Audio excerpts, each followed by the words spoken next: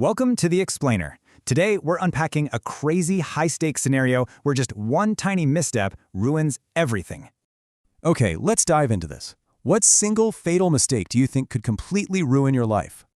Well, the answer comes directly from that famous book, The 48 Laws of Power, specifically Law number 5. So, the crucial point is simple but ruthless. Absolutely everything depends on your reputation. Guard it fiercely.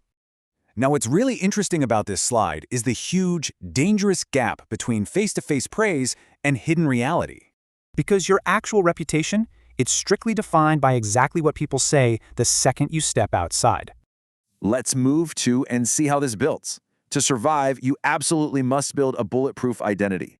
And this brilliantly illustrates that a strong identity ensures people still respect you, even in your absence. So I'll leave you with this. If you left the room right now, what would they say?